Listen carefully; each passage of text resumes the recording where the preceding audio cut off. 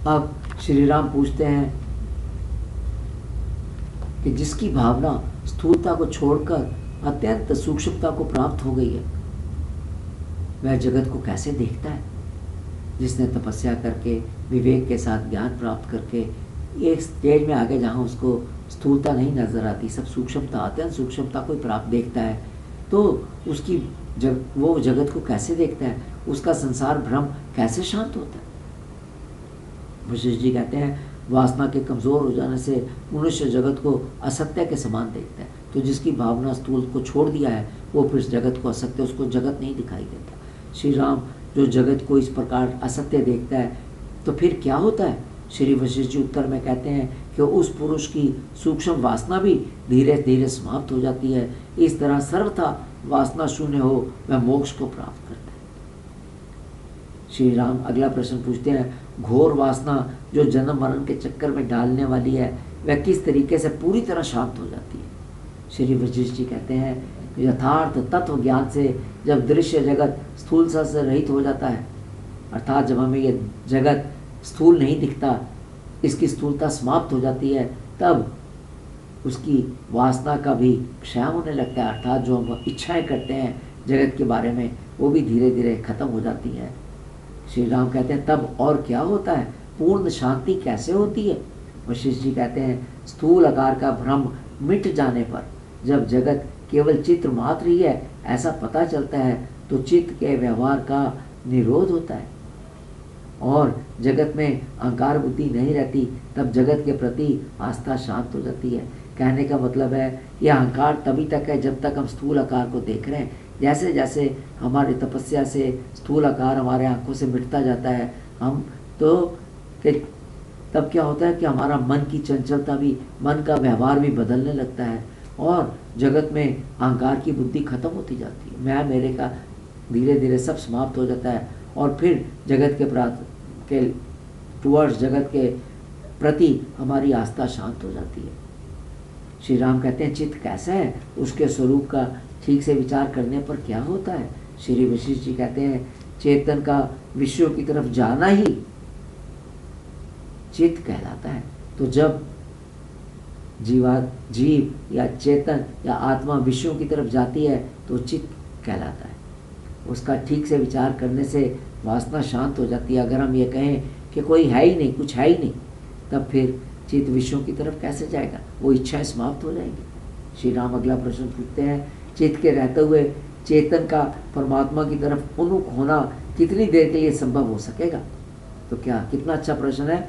जब तक हमारा मन है तब तक चेतन जो है वो जीवात्मा जो है परमात्मा की तरफ कितनी देर के लिए जा सकता है और तथा चित्त का या मन के शांत करने के, नाश करने के क्या उपाय हैं। वशिष्ठ जी कहते हैं जब दिखने वाले जगत की उत्पत्ति संभव ही नहीं है तब चित्त शक्ति जीवात्मा कैसे और कहाँ से उसका चिंतन या अनुभव करेगी। चित्त की सत्ता चिरकाल से है ही नहीं, फिर उसका नाश का उपाय कैसा। जब कोई चीज़ है ही नहीं तो उसको नाश करने का उपाय ही नहीं।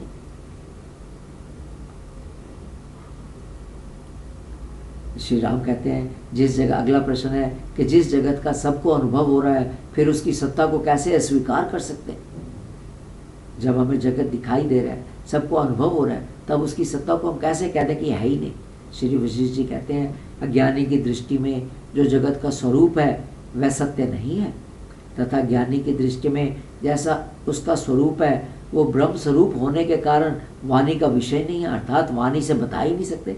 तो जिस प्रकार से ज्ञानी देखता है वो वाणी के द्वारा बताया नहीं जा सकता और जो अज्ञानी है जिस दृष्टि से जो उसकी दृष्टि में जगत का स्वरूप है वो सत्य नहीं है। अज्ञानियों का जो जगत है वह आदि और अंत से युक्त तथा वो द्वैत है, उसकी आदि भी है। जो हम जगत देखते हैं यहाँ पैदा होता है यहाँ मरता है, उसकी आदि और अंत है और द्वैत है, मेरा तेरा अलग अलग है। तत्व ज्ञानियों की नज़र में वह जगत है ही नहीं क्योंकि कभी उसकी उत्पत्ति नहीं हुई। श्री राम अगला प्रश्न कहते हैं तब अगर ऐसी बात है तो जगत का अनुभव कैसे हो रहा है, हमें क्यों उसका अनुभव हो रहा है। वशिष्ठ जी कहते हैं जागृत जगत सपने के जगत के समान असत्य होता हुआ भी सत्य जैसा मालूम हो रहा है। सपने में जो हम देखते हैं उस सपने सोते वक्त हमें बिल्कुल सत्य ही दिखाई देता है।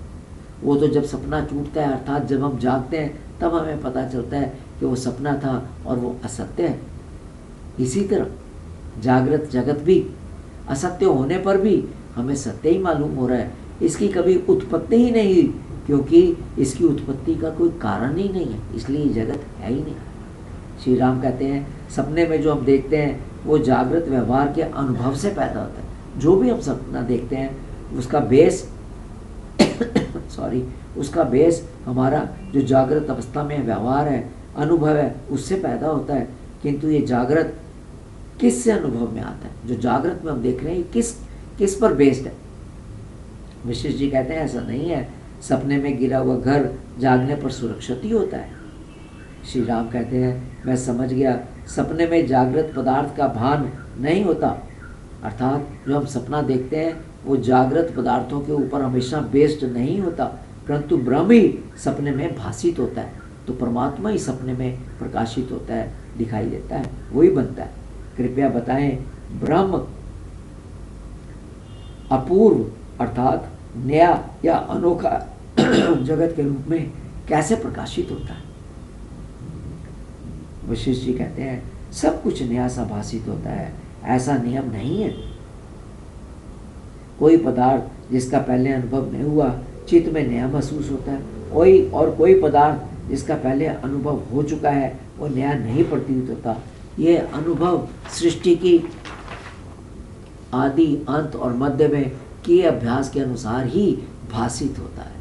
श्री राम अगला प्रश्न पूछते हैं, कहते हैं ये बात मेरी समझ में आ गई कि जागृत जगत भी सपने के समान है, परंतु ये सपने जैसा जगत कष्ट देता है, उससे कैसा छुटकारा पाए?